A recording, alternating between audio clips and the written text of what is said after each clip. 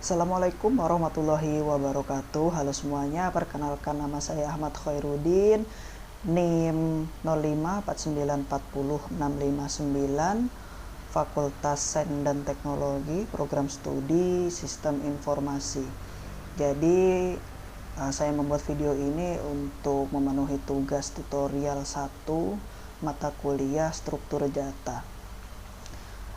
Di video ini kita akan membuat pendeklarasian beberapa jenis variabel menggunakan bahasa Java. Jadi tanpa berlama-lama kita langsung saja untuk melakukan praktikumnya. Oke, selanjutnya kita lanjut menggunakan laptop. Di sini untuk praktek kali ini saya menggunakan text editor yaitu Visual Studio Code yang sebelumnya sudah terinstall Java dan juga Java compilernya. Oke, kita coba buat satu file dulu, namanya struktur data.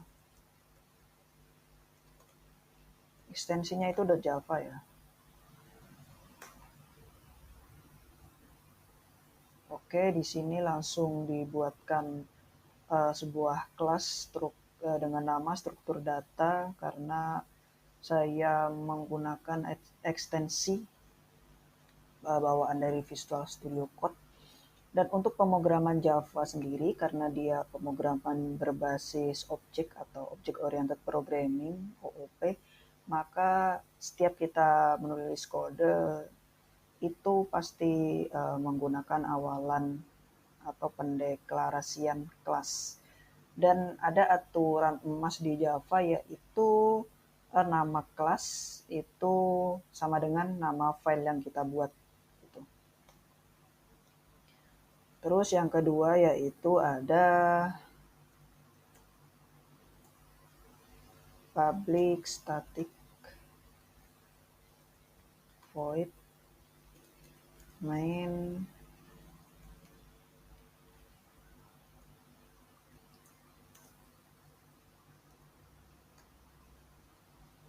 string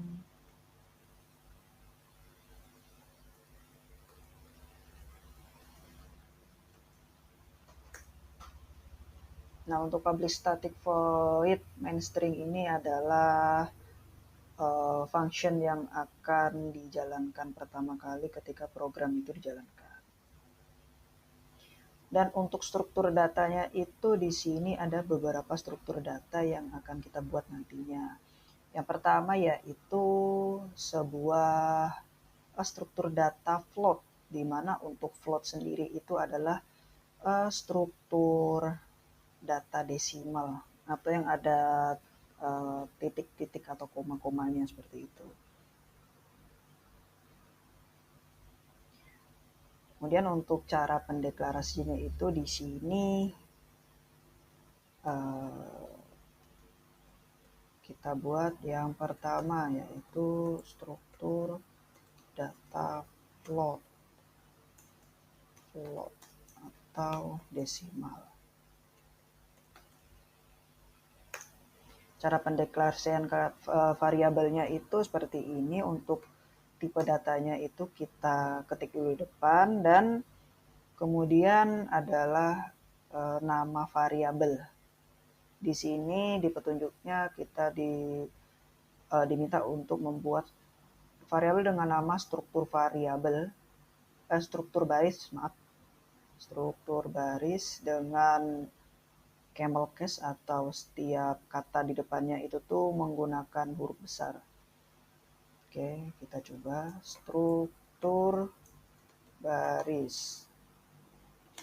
Dan karena di petunjuknya tidak mencantumkan nama, maksudnya tidak mencantumkan value atau nilai variabelnya, maka kita coba isi dengan value 10,5. Dan di belakangnya kita kasih huruf F agar membedakan antara tipe data float dengan tipe data double. Kemudian jangan lupa untuk memberikan akhiran titik koma, dan ini wajib pada pemrograman Java. Kemudian kita print out nilai 10,5-nya atau nilai yang ada di variabel struktur baris ini dengan cara sistem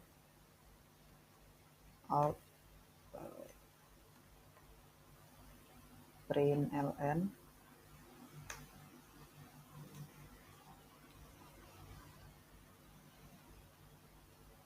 kemudian kita kasih pemanis di depannya itu nilai struktur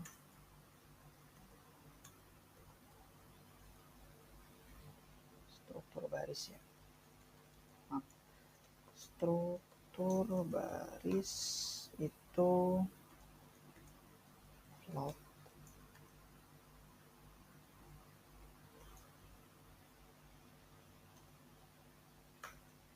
Kemudian kita masukkan nama variabelnya, struktur baris. Jadi untuk sistem println-nya ini nih, nantinya kita akan mencetak hasil atau nilai yang ada di variabel struktur baris ini. Dan untuk ini string nilai struktur baris ini kita bisa custom aja, dan ini yang saya pilih. Jadi nanti sebelum memunculkan nilai yang ada di variabel itu, maka akan muncul tulisan ini dulu, kemudian baru nilai dari si struktur baris itu. Kemudian yang kedua yaitu kita buat sebuah tipe data string dengan nama variabel susunan kata baru dengan nilai pemrograman struktur data Java. Oke, kita coba kopas saja.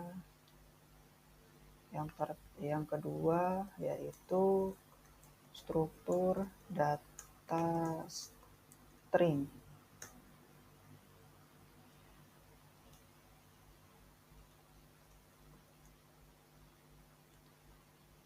String kita deklarasikan dulu tipe datanya apa, kemudian nama dari variabelnya. Tadi variabelnya susunan kata baru dengan nilai pemrograman struktur data Java.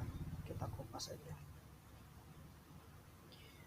Dan untuk mengisi nilai dari variabel yang bertipe string ini, kita harus menggunakan tanda kutip 2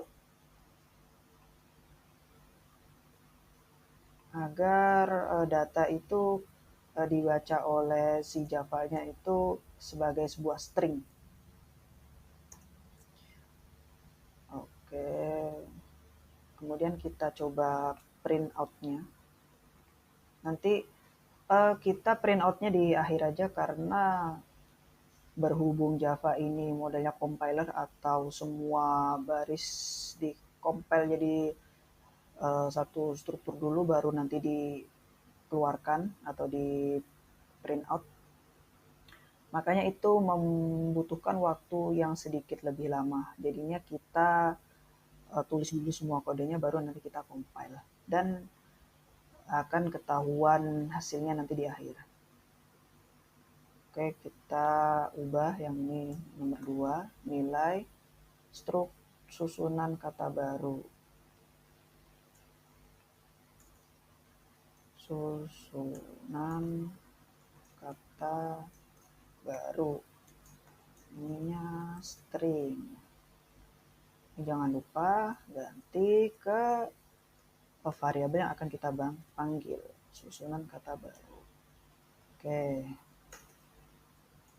Kemudian yang ketiga, kita akan membuat pendeklarasian array satu dimensi dengan nama 8 angka. Tipe datanya tuh integer yang nanti isinya ini bla bla bla bla bla.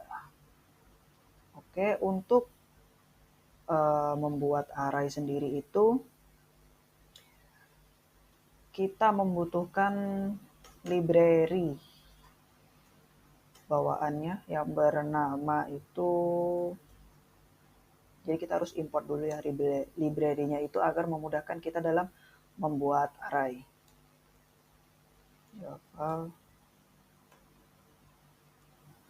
Java util array dulu. Arrays. Untuk penulisannya jangan sampai typo ya, karena itu akan menyebabkan program yang kita buat itu error. Kemudian yang ini struktur data array. Oh iya, yang saya buat ini 1, 2, 3 ini adalah komentar ya dalam bahasa pemrograman, dan itu tidak akan dieksekusi oleh si programnya. Jadi kita cuman menuliskan ya bisa dibilang note untuk program kita agar menandai sesuatu yang akan kita tulis atau apa. Jadi biar nggak lupa. Intinya cuma note aja. Itu tidak akan dieksekusi oleh sistem. Kemudian kita coba buat array ya. Dengan tipe datanya itu integer, dan untuk nama array-nya itu adalah 8 angka. Kita inisiasi dulu untuk tipe datanya, kemudian menggunakan kurung siku. Kurung siku, karena ini adalah array 1 dimensi, jadi kurung sikunya itu 1. Kemudian baru nama variabel tipe array-nya itu. Kemudian untuk membuat nilai-nilai array, kita menggunakan kurung kurawal untuk memasukkan data-datanya itu. Dan di sini datanya kita coba copy aja.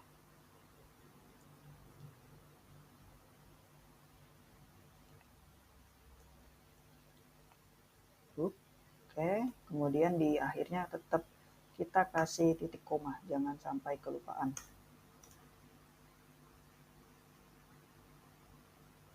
Dan sedikit perbedaan ya.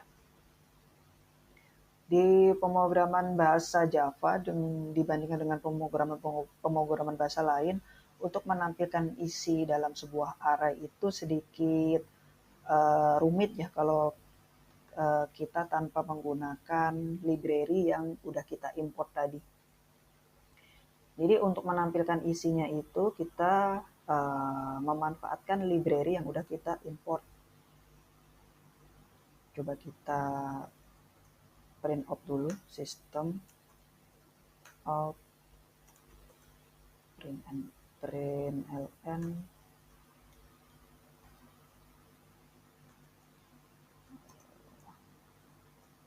array 8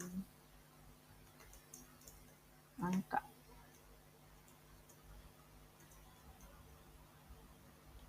Ini biar bagus ya, oke. Nah, kita menggunakan array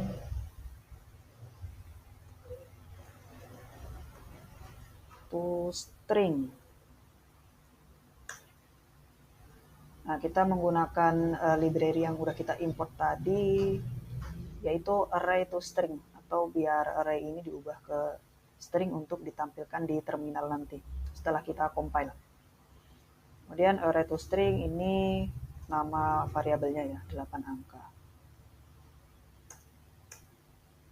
Oke, untuk array 1 dimensi itu sudah seperti ini, di mana kita inisiasi dulu untuk jenis tipe datanya itu apa. Di sini menggunakan integer dengan nama variabel 8 angka. Dan untuk memasukkan nilai array-nya itu, karena kan array digunakan untuk menyimpan banyak nilai. Jadi bukan hanya satu nilai, tapi lebih dari satu nilai, atau bisa dibilang banyak nilai. Di sini itu ada angka 10, 12, 18, 23, 33, 58, 67, 82. Dan untuk nilainya itu kita bungkus dengan kurung kurawal. seperti itu, dan ini udah kita print out ya.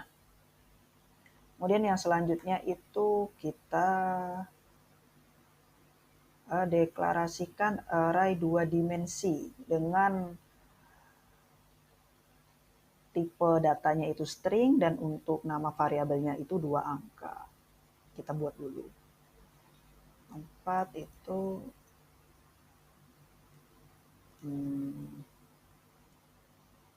struktur data array 2 dimensi.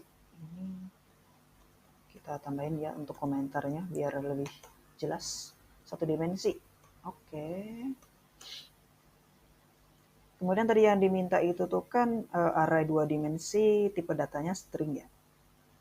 Kita inisiasi dulu string dengan array 2 dimensi. Jadi di sini kita menggunakan 2 kurung siku karena ini merupakan array 2 dimensi.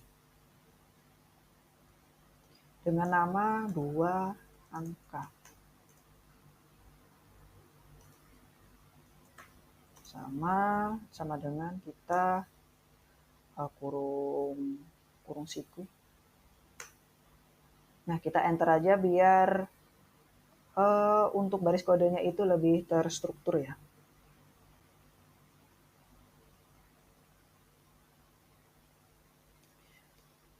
Dan perbedaannya antara array 1 dimensi dengan array 2 dimensi yaitu array 2 dimensi itu biasanya berupa tabel atau matriks. Karena untuk matriks sendiri kan kita bisa tahu mode atau strukturnya itu tuh ada metrik misalkan 2x2, 3x3. Nah, untuk array 2 dimensi ini digunakan untuk membuat metrik tersebut. Jadi tidak tumpuk-tumpuk hanya 1 dimensi memanjang ke samping, tapi kita bagi-bagi berdasarkan dimensinya, apakah 2x2 atau 3x3 seperti itu. Kemudian di sini untuk angka-angka atau nilai yang ada di dalamnya yaitu ada angka 2, 4, 6, 8, 10, 12, 14, 16, 18, dan ini dibagi menjadi 3 kolom. Jadi nanti satu kolomnya itu tuh bakal berisi 4. Maaf, saya ralat, satu kolomnya itu akan berisi 3. Karena ini jumlahnya 1, 2, 3, 4, 6, 7, 8, 9. Ya, satu kolomnya nanti akan berisi 3 nilai. Dan ingat ini adalah tipe datanya itu string. Dan untuk tipe data string itu kita menggunakan tanda kutip 2 untuk menuliskan data tersebut. Dan karena ini adalah array 2 dimensi, jadinya kita menuliskan nilainya itu tuh di dalam kurung siku, dan kita menuliskan nilai yang akan kita tulis itu menggunakan kurung siku lagi. Jadi ada kurung siku di dalam kurung siku. Kemudian baru kita tulis 2 sesuai nilai yang ada di petunjuk ya. 2, 4, kemudian 6. Untuk membuat array selanjutnya atau dimensi selanjutnya kita pisahkan dengan tanda koma. Kemudian kita enter lagi biar enak membacanya. Kemudian kurung kurawal lagi ya. Dan sama kita isi nilainya, nilai dari si array 2 dimensi ini. 8, 10, kemudian 12. Kemudian satu kolom lagi. Ini berisi 14, 16, dan angka terakhir yaitu 18. Oke, mungkin bisa lebih teliti lagi ya jika kalian membuat array 2 dimensi, karena ini lumayan banyak tanda-tanda yang harus benar-benar ada, seperti koma, eh, tutup, buka kurawal, tutup kurawal itu. Dan ini bagian paling krusialnya, jangan sampai ketinggalan titik koma di belakang pendeklarasian si array dua dimensi itu.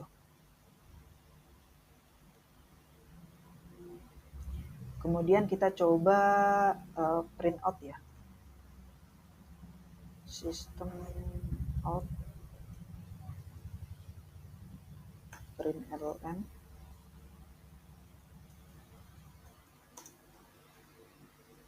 Oke. Kita coba print out per baris nanti ya. Jadi untuk baris pertama itu nanti 2, 4, 6, baris kedua 8, 10, 12, dan baris ketiga nanti 14, 16, 18.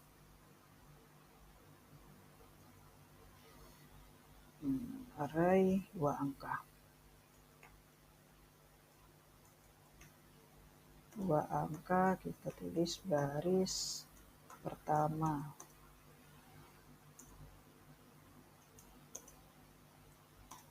Oke, kita masih menggunakan bantuan library dari Java Util Array ya untuk print out hasilnya. Arrays.toString dalam kurung 2 angka. Nah, dan ini kita bermain indeks atau urutan. Jadi dalam sebuah array itu, indeks dimulai dari angka 0. Artinya nilai yang pertama kali kita masukkan ini, misalkan ini angka 10, itu merupakan indeks ke 0 dari susunan nilai array ini. Jadi 10 itu indeks 0, 12 itu indeks ke 1, 18 itu indeks kedua, 23 itu indeks ketiga, dan seterusnya. Dan untuk array 2 dimensi sendiri, indeks pertamanya itu di nilai yang ini, yaitu ini 2, 4, 6. Jadi kita panggil indeks ke 0 menggunakan kurung siku. Jadi untuk indeks, maksud saya untuk baris pertama, kita kopas aja untuk baris kedua. Ini kita ganti baris kedua, dan ini indeks pertama. Kemudian ini baris ketiga, dan ini indeks kedua. Oke. Untuk array 2 dimensi kita sudah selesai, dan kita lanjut untuk tipe data yang terakhir, yaitu linked list dengan nama variabel yaitu urutan list angka. Oke, kita coba buat dulu yang kelima, linked list dengan tipe data tadi integer ya. Oke, ada 15, 28, 33, 47, dan juga 59 untuk nilai linked listnya itu. Kita coba buat, oh ya, untuk membuat linked list kita juga memerlukan sebuah library, bantuan sebuah library yang bernama java.util linked list. Nah, ini titik koma. Jadi kita menggunakan bantuan library java util.linked untuk mendeklarasikan si variabel dengan tipe data linked list ini.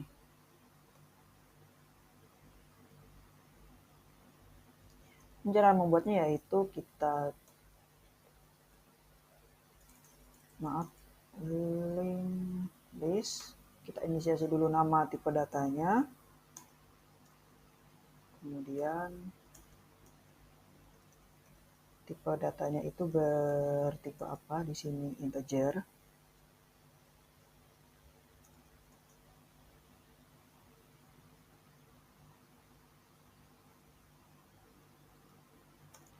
Kemudian nama variabelnya urutan list angka, kita kopas aja.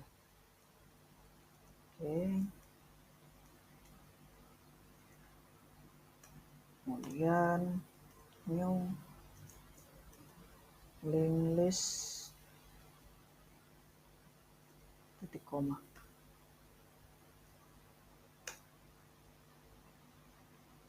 Urutan list angka dot add 15.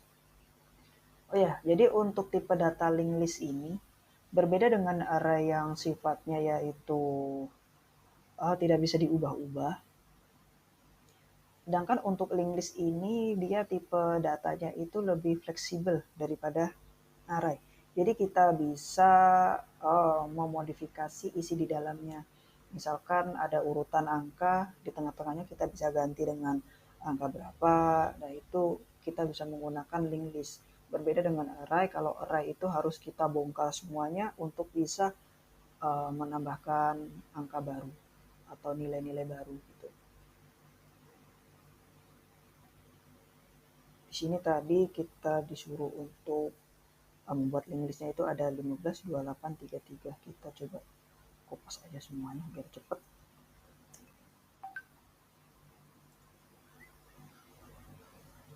Wah, 28,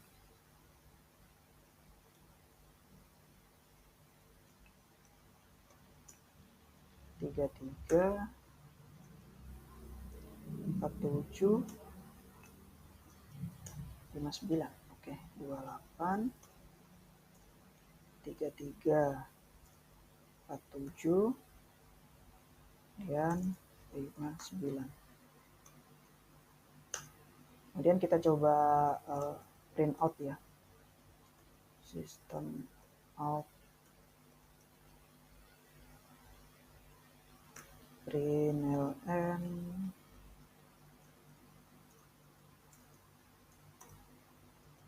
isi urutan list angka dalam kurung link list. Oke. Urutan list angka. Oke, jadi sebenarnya program yang kita tulis sudah selesai, tinggal kita coba verifikasi untuk hasilnya di terminal. Apakah sesuai yang kita harapkan atau masih terdapat beberapa hal yang harus kita perbaiki. Jadi kita coba compile dulu ya. Dan ini mungkin sedikit memakan waktu. Oke, di sini sudah mulai. Dan ternyata hasilnya cepat. Oke, yang pertama tadi kita print out untuk nilai struktur data float 10,5. Kemudian yang kedua yaitu kita coba print out dari nilai dari sebuah string yaitu pemrograman struktur data Java. Kemudian yang ketiga yaitu kita ada print out sebuah array satu dimensi. Nah, di sini karena bantuan dari library tadi yaitu Java Util Array, sehingga untuk melakukan print out-nya itu sedikit dipermudah ya, tanpa kita harus menuliskan kode secara manual, dan ini diubah ke bentuk string. Kemudian yang selanjutnya yaitu ada array dua dimensi, dimana untuk yang baris pertama itu tuh ada nilai 2, 4, 6, kemudian baris kedua itu ada nilai 8, 10, 12, kemudian untuk baris ketiga itu ada nilai 14, 16, dan 18. Dan yang terakhir yaitu linked list, di mana pada linked list ini data yang kita tambahkan ke variabel urutan list angka ini yaitu ada 15, 28, 33, 47, dan 59. Dan kita sedikit review lagi, di mana untuk tipe data float itu adalah tipe data desimal atau yang ada koma-komanya ini di angka-angkanya. Kemudian untuk struktur tipe data string itu adalah tipe data yang berisi string ya atau teks. Dan semisal kita ganti ini menjadi sebuah angka, walaupun ini angka tapi bukan dihitungnya integer karena kita menggunakan pendeklarasian yang pertama string dan